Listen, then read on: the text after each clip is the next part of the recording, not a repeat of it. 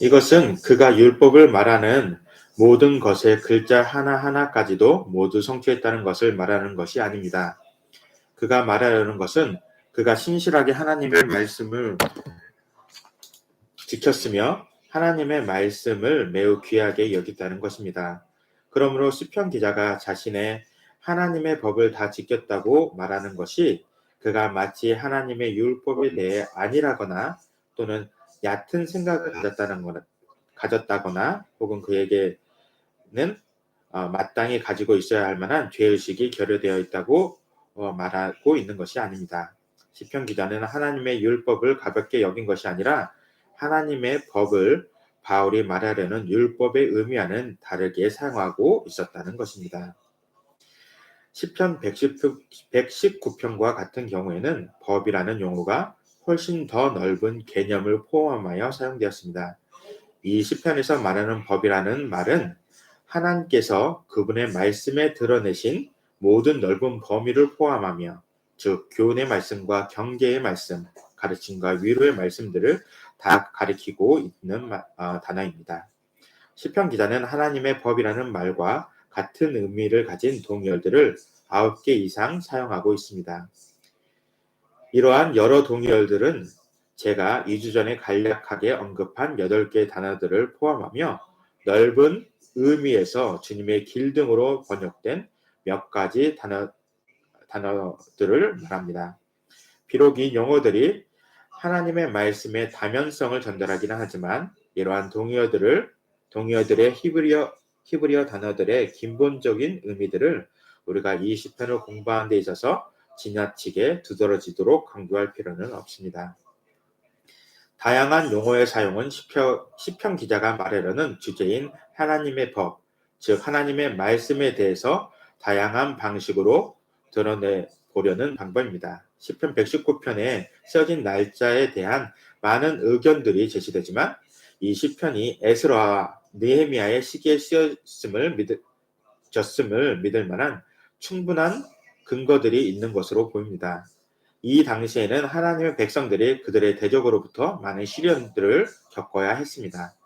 선지자들이 하나님의 이름으로 말씀을 통하여 선포하던 지난 과거에는 하나님의 말씀이 무시되었던 까닭에 이제 바벨론 포로 생활에서 돌아왔던 사람들과 그의 후손들은 하나님의 말씀을 무시하는 같은 죄를 반복하고 싶지 않았습니다.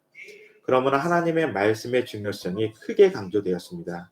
그리고 또한 이 무렵에 그들은 여호와의 언약궤를 완전히 잃어버렸습니다. 그래야 말씀이 예배의 수단으로 강력하게 전면에 등장하게 되었습니다.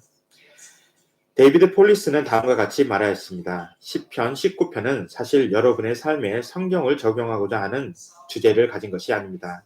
대신 하나님의 말씀이 여러분들에게 들어갔을 때 터져나오는 정직한 표현들을 말하고 있습니다. 여기서 말하는 것은 이 시편은 성경 공부를 하라는 권고의 말씀이라기보다는 성경을 가슴에 담고 있는 시편 기자의 믿음의 부르짖음이라는 것입니다.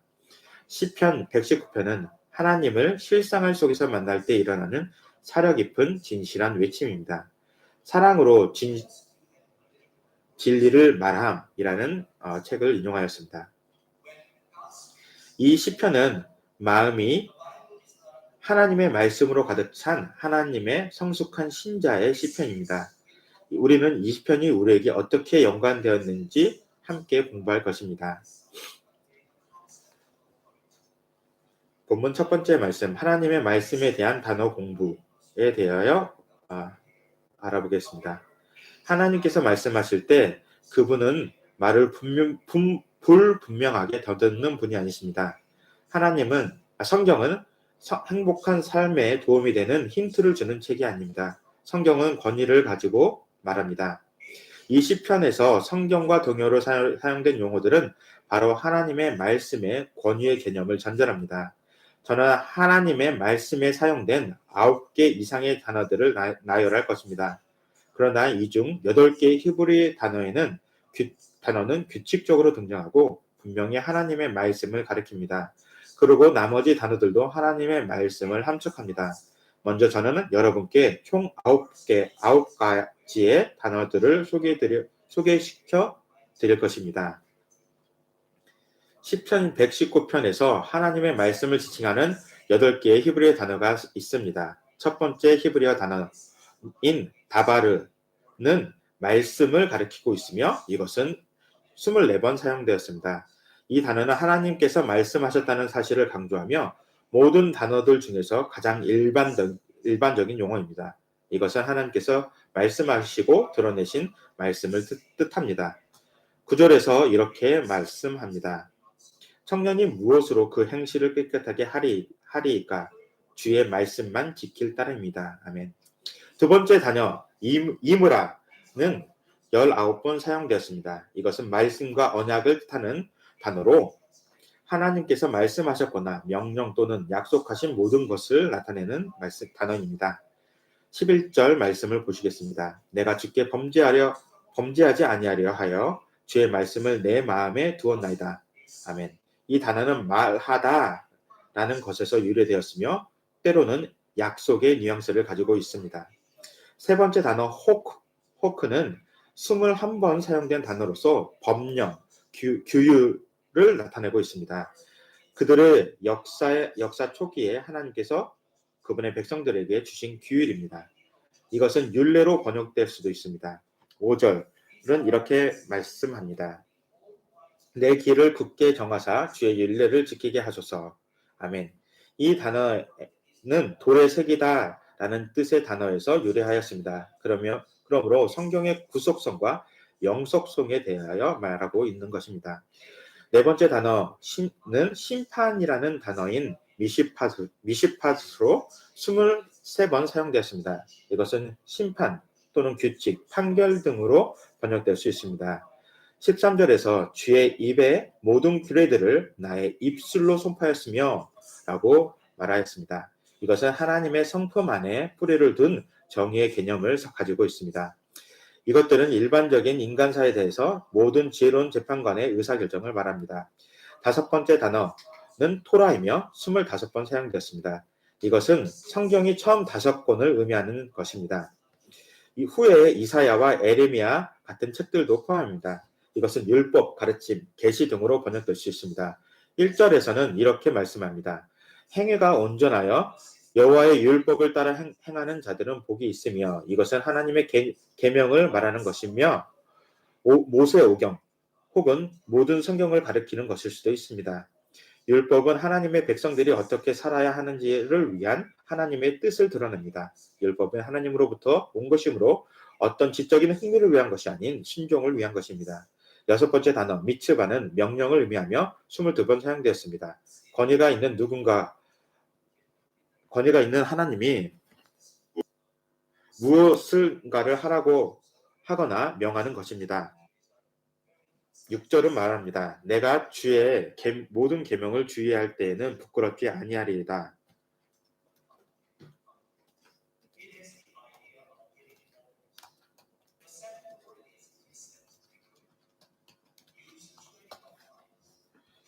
이것은 말해진 것의 직접적인 권위를 가리킵니다. 이것은 명령을 하는 것의 개념을 가지고 있습니다. 일곱 번째 단어는 교훈을 나타내는 단어 피크로이며 22번 사용되었습니다. 교훈은 우리가 무엇을 해야 할지를 알고 싶을 때 도움을 줍니다. 이것은 지침, 지시 등으로 시편 119편에서 번역될 수 있습니다. 이것은 지침, 지시 등으로 번역될 수 있습니다. 사전은 이렇게 말합니다. 주께서 명령하사 주의 법들을 잘 지키게 하셨나이다. 이것은 어떤 일에 있어서 주의를 기울이거나 감독한다는 의미의 단어에서 온 것입니다. 그러므로 이것은 세부적인 것까지 살피시는 여호와께서 주신 특정한 지침을 가리킵니다. 여덟 번째 단어는 증거라는 단어로 에다이며 23번 사용됐습니다. 이것은 하나님께서 우리에게 하라고 말씀하신 것들을 가리킵니다. 증거라는 단어와 관련하여 그분의 증거를 지킨다는 것은 하나님께서 우리와 만드신 언약 또는 약속에 대해 정직하시다는 뜻입니다. 2절은 이렇게 말합니다. 여호와의 증거들은 여호와의 증거들을 지키고 전심으로 여호와를 구하는 자는 복이 있도다. 아멘.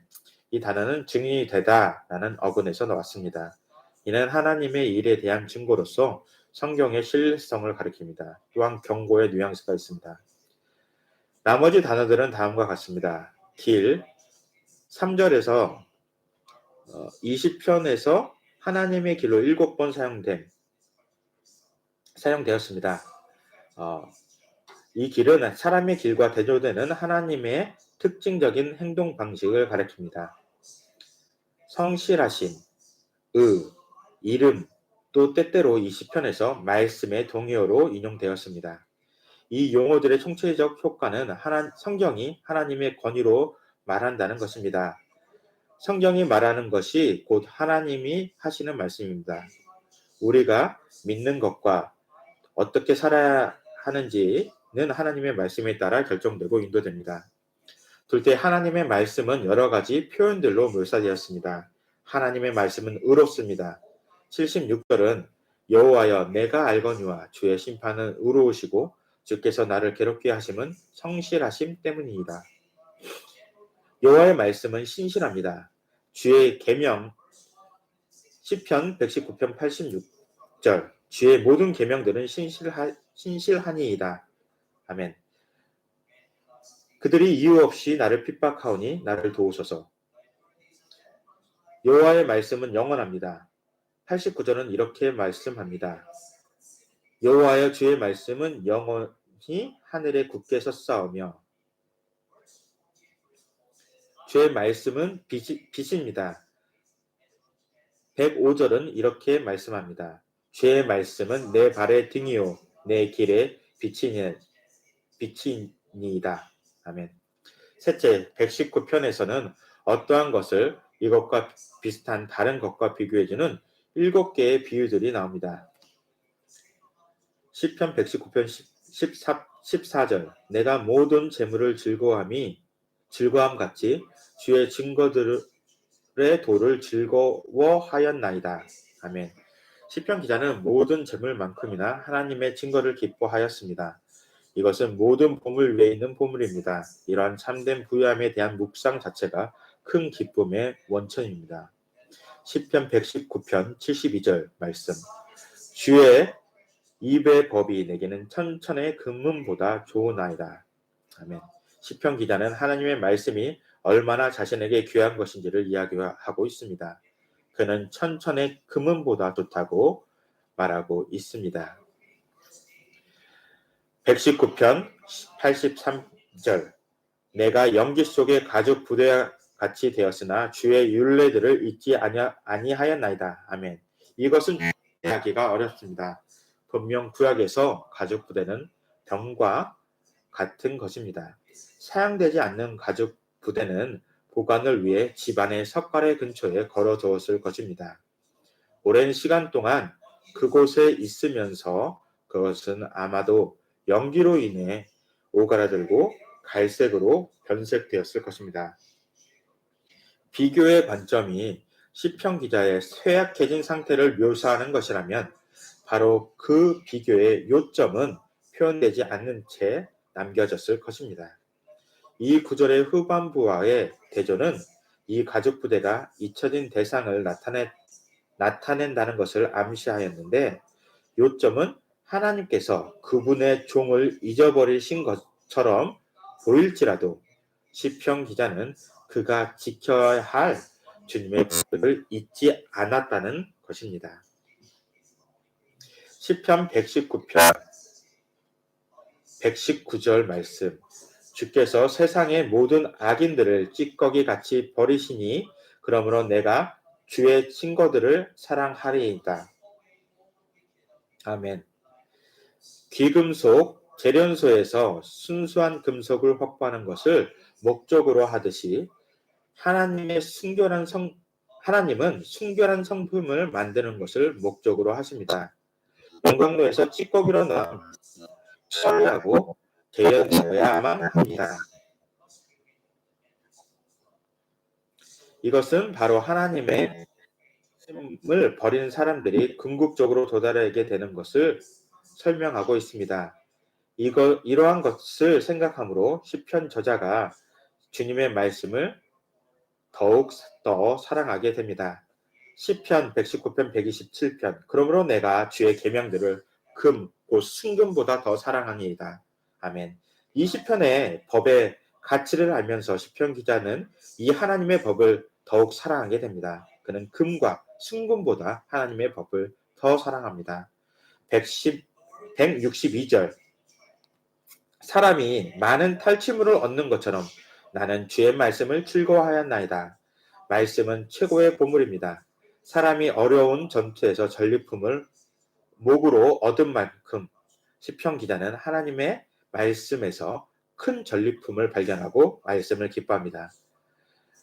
시편 119편 176절 이른 양같이 내가 방황하니 주의 종을 찾으소서 내가 주의 계명들을 잊지 아니함이이다. 아멘. 시편 기자가 연약하고 때때로 길 잃은 양 같을지라도 그는 하나님의 말씀을 잊지 않았습니다.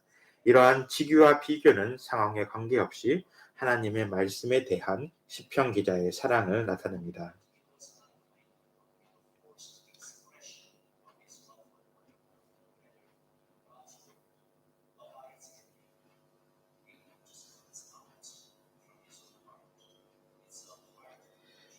이것은 시편 기자의 하나님의 말씀에 대한 사랑, 그의 사랑의 가슴속으로부터 나오는 감정의 표현들입니다.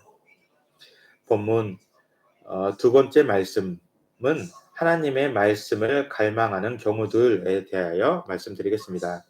시편 119편이 언제 쓰여졌는지에 대한 정확한 연대는 알지 못하지만 이 시편의 배경에 대한 몇 가지 지표가 있습니다. 먼저 시편 기자는 하나님의 말씀을 특정한 삶의 상황에서 갈망하였습니다. 이때는 바로 그가 책망과 멸시를 받던 시기였습니다. 22절에 이렇게 말씀합니다. 내가 주의 교훈들을 지켰사오니 비방과 멸시를 내게서 떠나게 하소서. 아멘.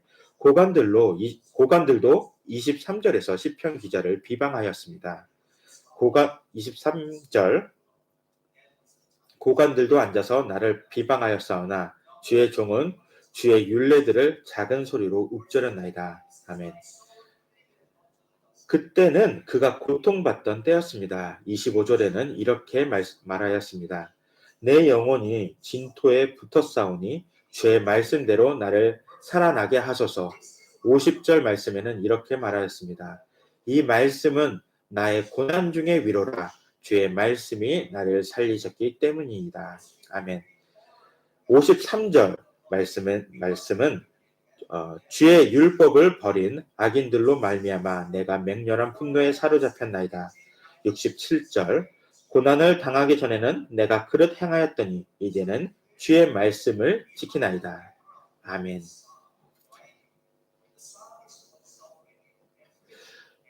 이 말씀들은 매우 분명하게 이 시편 기자가 억압당하고 있었던 시절을 보여주고 있습니다. 시편 기자를 억압하고자 하는 사람들로 인해서 공격을 당한 때를 보여주고 있습니다. 69절에는 교만한 자들이 거짓을 지어 나를 치려하였사오나 내가 전심으로 주의 법도를 지키리이다. 78절 교만한 자들이 거짓으로 나를 엎드렸으니 그들이 수치를 당하여서 나는 주의 법도들을 작은 소리로 읊조리이다. 95절 악인들이 나를 멸하려고 엿보오나 나는 주의 증거들만을 생각하니이다. 아멘. 이때에 그가 그 자신의 실패를 겪었을 때일 것입니다. 176절 이른 양같이 내가 방황하였사오니 주의 종을 찾으소서. 내가 주의 계명을 잊지 아니함이이다. 그러므로 그는 하나님께 자신에게 선하게 대하주시고 자신을 도와달라고 간구하였습니다. 이때는 영적인 침표와 영적인 가뭄을 겪었던 때였을 것입니다. 25절 내 영혼이 진토에 붙었사오니 주의 말씀대로 나를 살아나게 하소서. 아멘. 우리는 그의 영혼이 하늘로 올라간다고 생각했어야 했지만 그는 자신에 대하여 다르게 말하고 있습니다. 이러한 일들은 그가 잘못된 것에 집중했을 때 일어났습니다. 그는 37절에서 내 눈을 돌이켜 허탕한 것을 보지 말게 하시고 주의 길에서 나를 살아나게 하소서라고 말합니다. 이것은 바울이 자기가 가진 사망에 이르는 육체를 지니고 살아야 했던 것에 대해 이야기했던 것과 같습니다. 우리 안에 내주하는 부패의 잔재는 은혜로운 영혼에게 매우 심각한 부담입니다. 이것은 고난을 당했을 때 일어났습니다. 시편 119편 117절 나의 고난이 매우 심하오니 여호와여 주의 말씀대로 나를 살아나게 하소서. 154절 주께서 나를 변호하시고 나를 구하사 주의 말씀대로 나를 살리소서. 마음의 문제나 외적인 문제가 그를 괴롭히고 있었습니다. 따라서 외적으로는 다툼이 그리고 내적으로는 두려움이 산재하여 있었습니다. 시편 기자는 하나님께 위로를 구했습니다. 현대 영어에서 빠르게 하다라는 의미의 quick에 해당하는 히브리어 단어는 살다라는 의미를 가지고 있습니다. 다른 성경 번역본들도 이 단어에 대한 통찰력을 보여주고 있습니다. ESV에서는 저에게 생명을 주십시오 라고 하였고 NASB에서는 저를 소생시켜 주시옵소서. 또 NIV에서는 내 생명을 보존하소서라고 번역하였습니다. 시편 기자는 시편 119편에서 주님께서 자신을 소생시켜 달라. 우리 자신이 둔하고 영적인 삶이 거의 죽을 때에도 똑같은 일을 합니다. 우리는 하나님께 나아가 우리를 소생시켜 달라고 간구해야만 합니다. 우리의 영적 가뭄을 인식하는 것 또한 하나님의 은혜입니다. 내주하시는 성령의 역사가 없이는 우리의 영적 파탄도 알 수 없습니다. 둘째, 시편 기자는 자신의 영혼을 위한 하나님의 말씀의 필요성을 알고 있었습니다. 하나님의 말씀은 지친 영혼을 살립니다. 25절 내 영혼이 진토에 붙어 싸우니 주의 말씀대로 나를 살아나게 하소서. 28절 나의 영혼이 눌림으로 말미암아 녹사오니 주의 말씀대로 나를 세우소서. 그리고 49절 주의 종에게 하신 말씀을 기억하소서. 주께서 내게 소망을 가지게 하셨나이다. 또 50절 말씀 이 말씀은 나의 고난 중의 위로라. 주의 말씀이 나를 살리셨기 때문입니다. 아멘.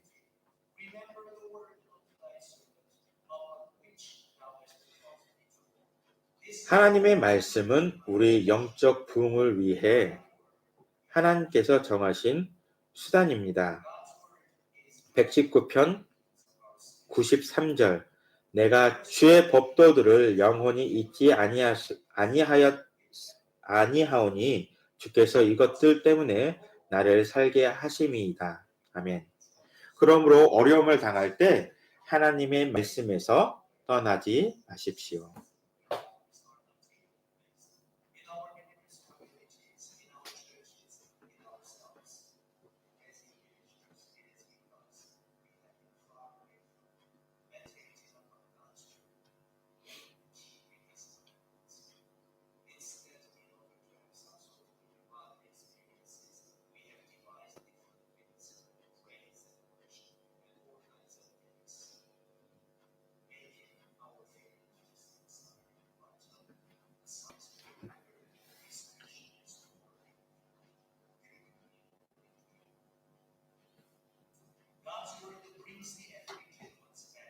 하나님의 말씀을 고난 당하는 자를 하나님께로 돌아오게 합니다. 67절 고난 당하기 전에는 내가 그릇 행하였더니 이제는 주의 말씀을 지키나이다.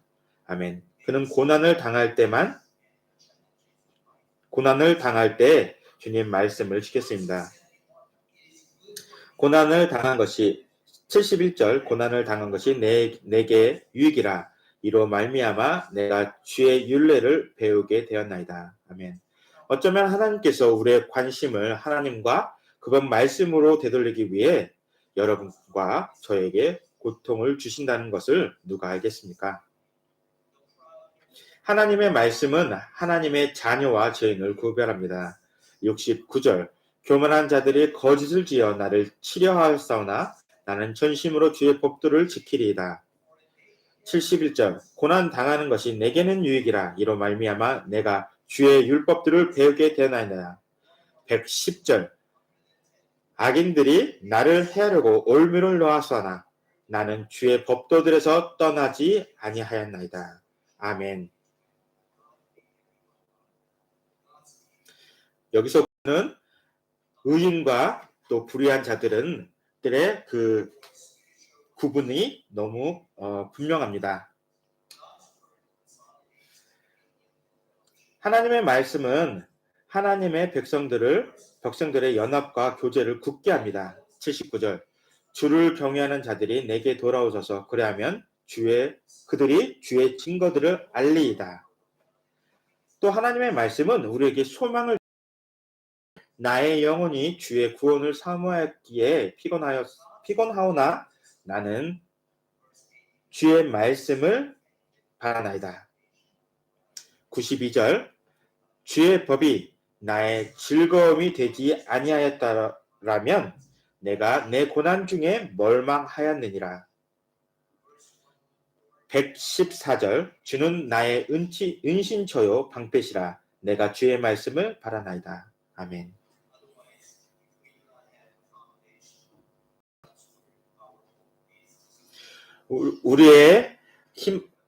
우리가 하나님의 말씀에 기초하고 있지 않다면 우리에게는 그 어려움 중에나 삶 속에 희망이란 없을 것입니다. 하나님의 말씀은 또 우리를 위험에서 건져줍니다.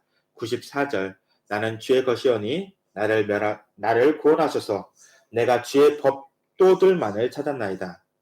95절 악인들이 나를 멸하려고 엿보오나 나는 주의 증거들만을 생각하나이다.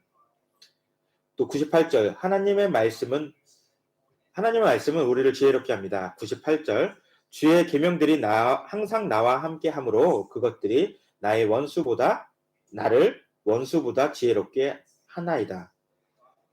100절 말씀 주의 법도들을 지킴으로 나의 명철함이 노임보다 나으니이다. 아멘. 경건한 지혜는 교육이나 지성에서 나오지 않습니다. 영적 세계에 관하여서는 지적일지라도 어리석은 사람들이 많이 있습니다. 하나님의 말씀은 우리를 죄로부터 지켜줍니다. 101절 말씀 내가 주의 말씀을 지키려고 발을 금하여 모든 악한 길로 가지 아니하였으며 104절 주의 법도들로 말미암아 내가 명철하게 되었으므로 모든 거짓 행위를 미워하나이다. 하나님의 말씀은 우리의 삶을 인도합니다. 주의 말씀은 내 발의 등이요 내 길의 빛이니이다. 133절 나의 발걸음을 주의 말씀에 굳게 세우시고 어떤 제약도 나를 주관하지 못하게 하소서. 168절 내가 주의 법도와 증거들을 지켰사오니 나의 모든 행위가 주 앞에 있습니다. 하나님의 말씀은 우리를 순결하게 합니다. 163절 나는 거짓을 미워하며 싫어하고 주의 율법을 사랑하나이다. 아멘. 우리는 하나님의 말씀을 공부하고 있습니까?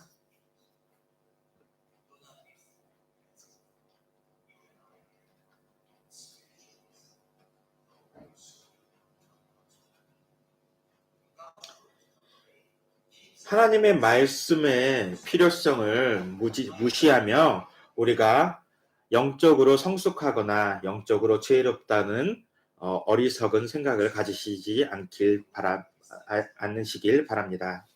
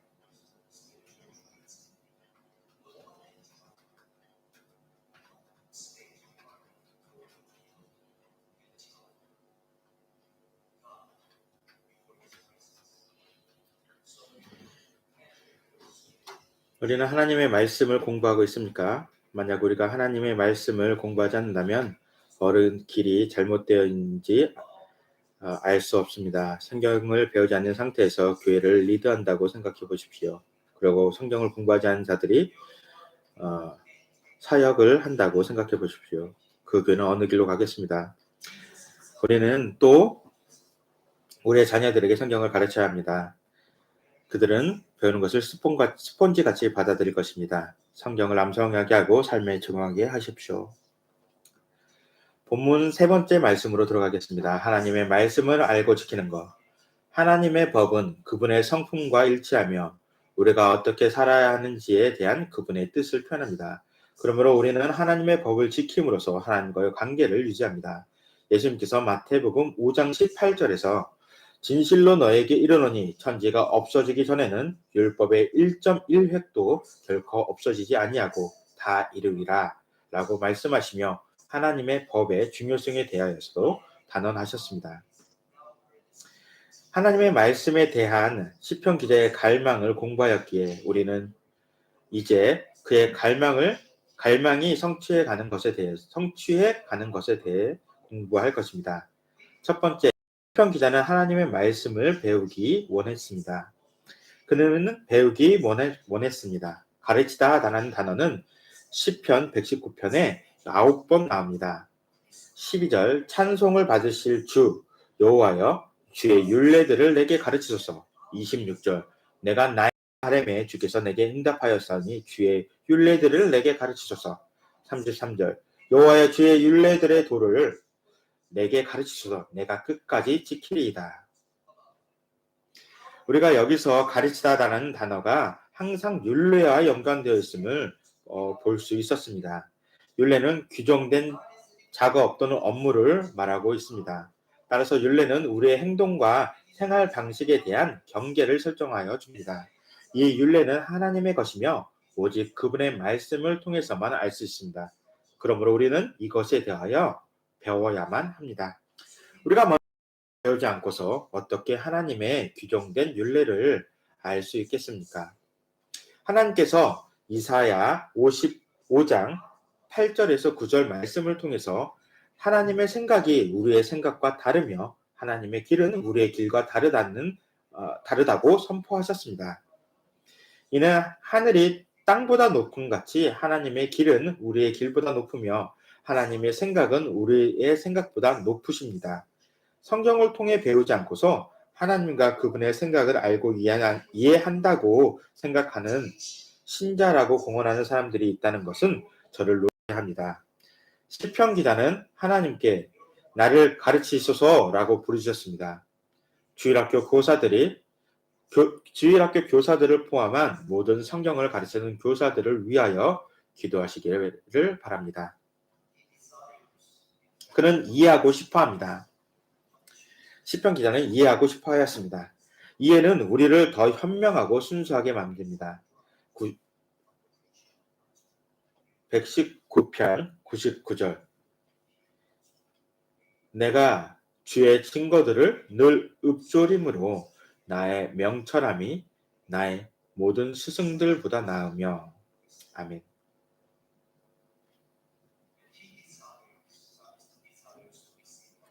이러한 이해는 하나님의 말씀을 묵상안을 통해 얻을 수 있습니다. 시편 119편 104절 말씀 주의 법도들로 말미암아 내가 명철하게 되었으므로 모든 거짓 행위를 미워하나이다. 아멘. 하나님의 말씀을 묵상하는 것에는 깨달음이 없습니다.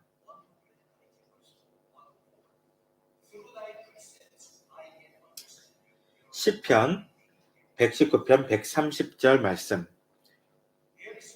주의 말씀을 열면 빛이 비추어 우둔한 사람들을 깨닫게 하나이다. 119편 169절 여호와여 나의 부르심이 주의 앞에 이르게 하시고 주의 말씀대로 나를 깨닫게 하소서.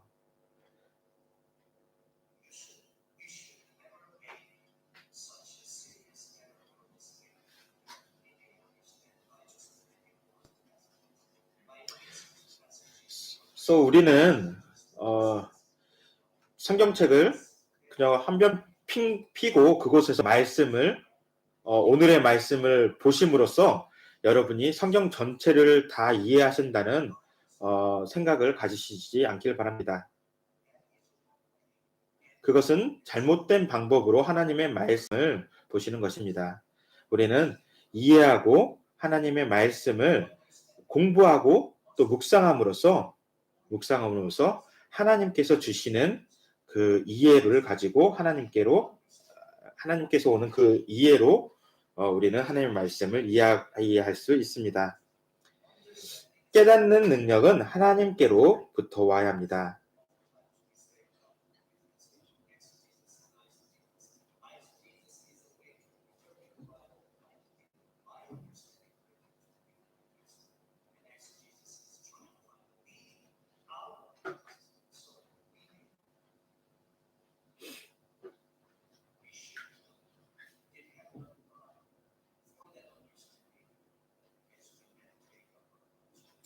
주님의 말씀을 묵상함으로 우리는 하나님의 말씀을 이해하게 되는 또 능력을 하나님께로 받아야 합니다.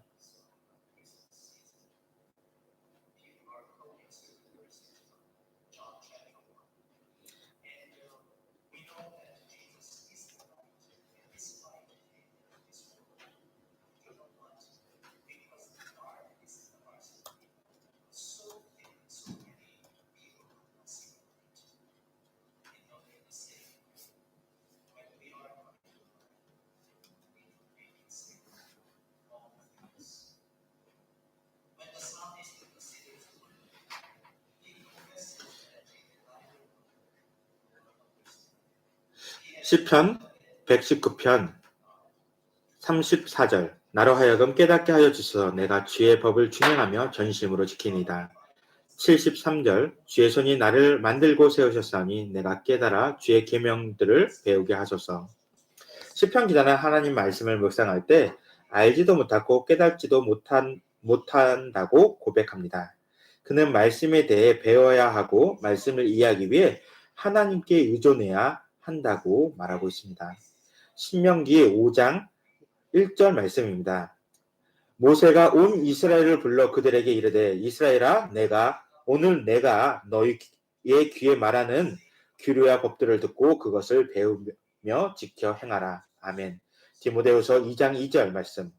또 내가 많은 증인들 앞에서 내게 들은 바를 충성된 사람들에게 부탁하라. 그들이 또 다른 사람들을 가르칠 수 있으리라. 디모데후서 2장 24절.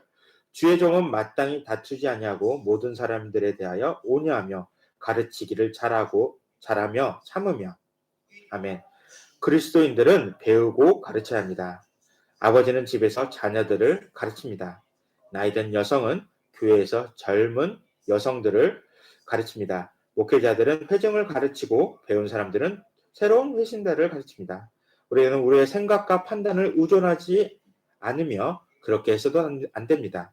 우리의 성화되지 않는 마음, 생각, 이성은 하나님의 말씀으로 훈련되지 않았을 때 죄 많고 그릇되고 잘못된 생각과 결론을 낳을 것입니다. 어떤 교회나 개인도 하나님의 말씀으로 가르침을 받지 않고는 하나님을 기쁘시게 할 수 없다고 감히 말씀드립니다. 우리의 굳건한 영적 요새는 두 가지 층으로 이루어져 있습니다. 저는 18절을 인용하고 싶습니다. 내 눈을 열어 주의 율법에서 놀라운 것을 보게 하소서.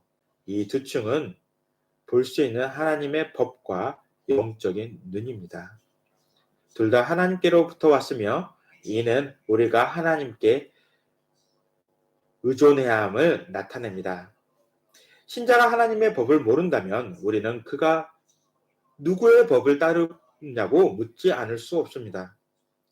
그는 자신의 법이나 세상의 법을 따를 가능성이 높습니다. 만약 그가 하나님의 법을 안다면 그의 눈은 하나님에 의해 열려져야만 합니다. 눈이 있어도 보지 못하는 사람들이 많다는 사실을 관가해서는 안 됩니다. 하나님께서는 이사야에게 이사야서 6장 9절에서 이스라엘 자손들에게 가서 그들에게 말하라고 명하였습니다. 이사야서 6장 9절 말씀. 여호와께서 이르시되 가서 이 백성에게 이르기를 너희가 듣기는 들어도 깨닫지 못할 것이요 보기는 보아도 알지 못하리라 하여. 아멘. 듣더라도 알지 못한다고 하였고 보아야도 알지 못한다고 하였습니다. 마가복음 4장 12절 말씀. 이는 그들로 보기는 보아도 알지 못하며 듣기는 들어도 깨닫지 못하게 하여 돌이켜 죄사함을 얻지 못하게 하려 함이라 하시고. 아멘. 그들이 들어도 듣지 못하고 보아도 알지 못하는 이유는 그들의 자신의 죄를 깨닫지 못하기 때문이다는 말씀입니다. 그들은 보기는 보아도 알지 못하며 보다와 인지하다에 해당하는 그리스어 단어는 보다로 번역될 수 있습니다. 그러나 두 번째 단어인 인지하다는 마음으로 보다라는 뜻이기도 합니다. 이것을 가볍게 생각하지 마시기 바랍니다. 예수님은 마가복음 4장 10절에서 12절 말씀에서 이사야의 말씀을 인용하였습니다. 마가복음 4장 10절에서 12절. 마가복음 4장 10절에서 12절 말씀. 예수께서 홀로 계실 때 함께한 사람들이 12제자와 더불어 그 비유들에 대하여 물으니 이르시되 하나님의 나라의 비밀을 너에게는 주었으나 외인에게는 모든 것을 비유로 하나니 이는 그들로 보기는 보아도 알지 못하며 듣기는 들어도 깨닫지 못하게 하여 돌이켜 죄사함을 얻지 못하게 하려 함이라 하시고.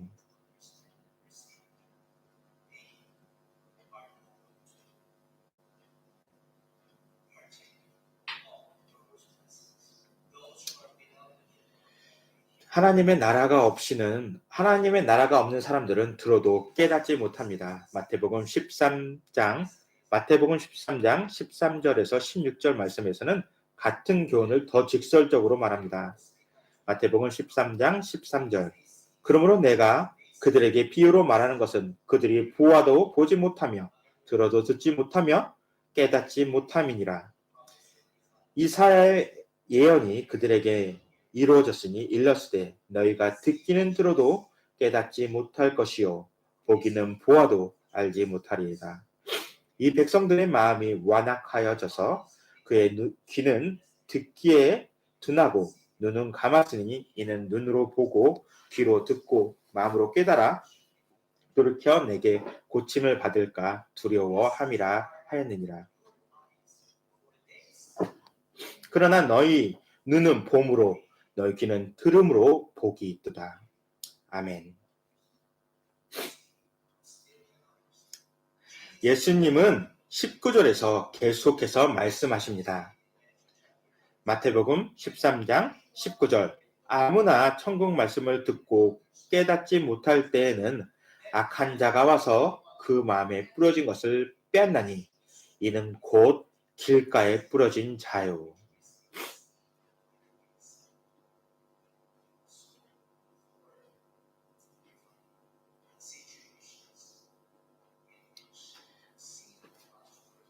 씨 뿌려진 자의 비유는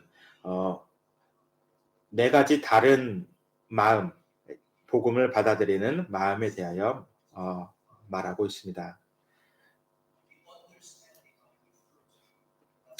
제가 여기서 언급한 깨닫다라는 말은 모든 것에 대한 완전한 이해를 이해하지 않습니다. 우리는 시편 기자가 자신의 부족함을 깨닫고 주님께 눈을 뜨게 해달라고 간구하였음을 기억해야 합니다. 우리가 찾을 수 있는 두 가지 중요한 요소가 있습니다. 그는 자신의 이해가 부족함을 알고 있었습니다. 그는 또 영적 목마름으로 하나님의 도움을 사용하였습니다. 15절 내가 주의 법도들을 작은 소리로 읊조리며 주의 길들에 주의하며 20절 말씀 주의 규례들을 항상 사모함으로 내 마음이 상하나이다. 아멘.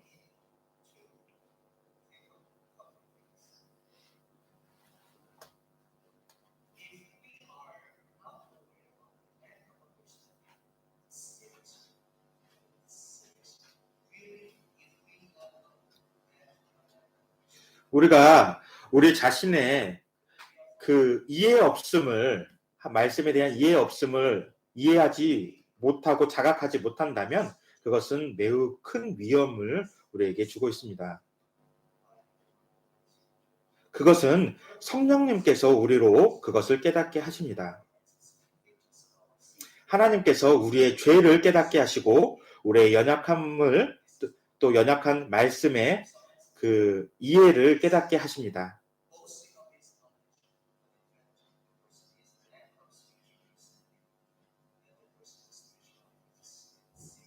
그러한 그 성령님께서 주시는 이해함이 없이는 그들의 영적인 생활은 또 아주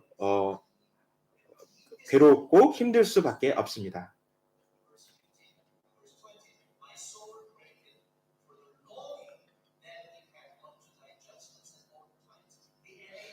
그래서 이 시편 기자는 15절에 내가 주의 법도들을 작은 소리로 읊조리며 주의 길들에 주의하였다 라고 하였습니다.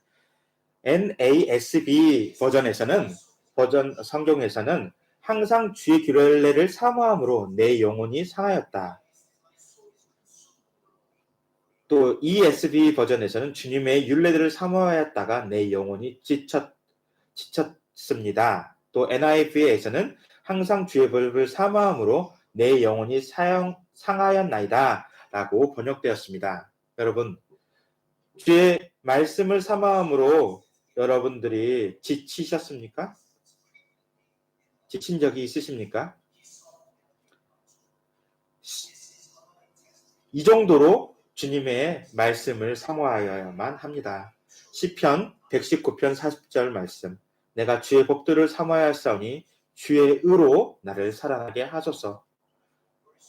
그는 하나님의 말씀을 구했습니다. 131절 내가 주의 계명들을 사모하였으므로 내가 입을 열고 헐떡였나이다. 148절 주의 말씀을 조용히 읊조리려고 내가 새벽녘에 눈을 떴나이다. 그는 하나님의 말씀을 기뻐하였습니다. 여러분은 어떠십니까? 하나님의 말씀에 대한 사모하심을 가지고 계십니까? 갈급하십니까? 하나님의 영과 함께 살아가고 계십니까?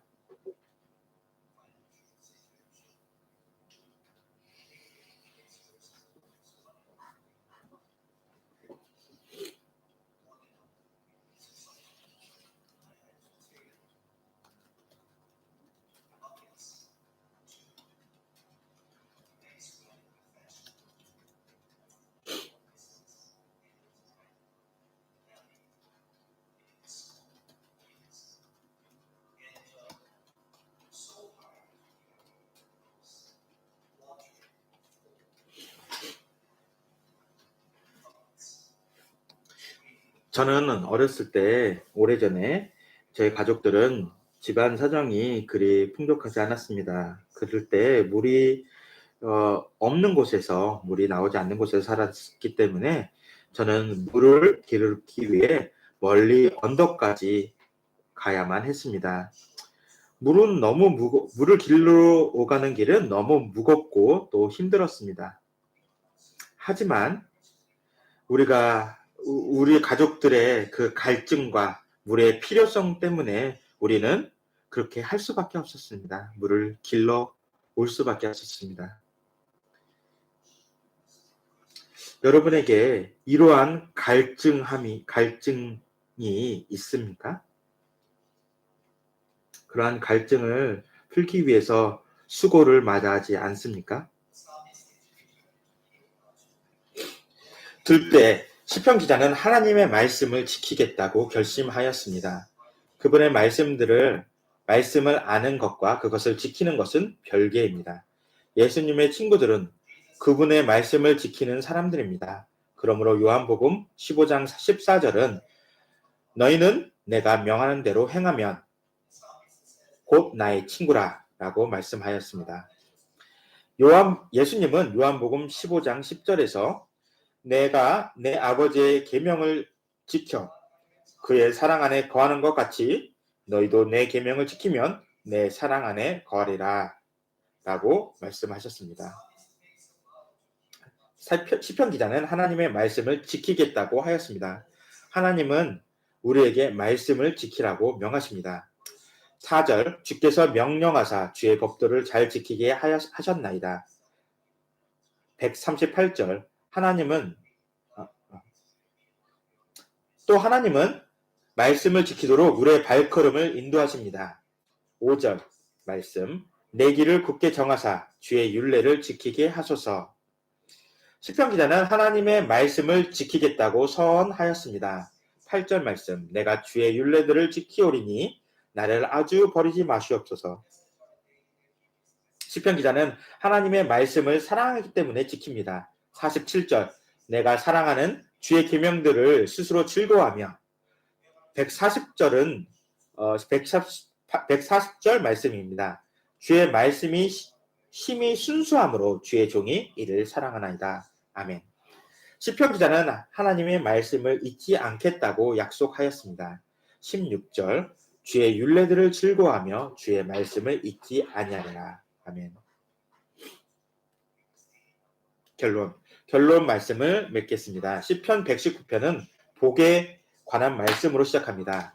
1절 행위가 온전하여 여호와의 율법을 따라 행하는 자들은 복이 있으며 2절 여호와의 증거들을 지키고 전심으로 여호와를 구하는 자는 복이 있도다.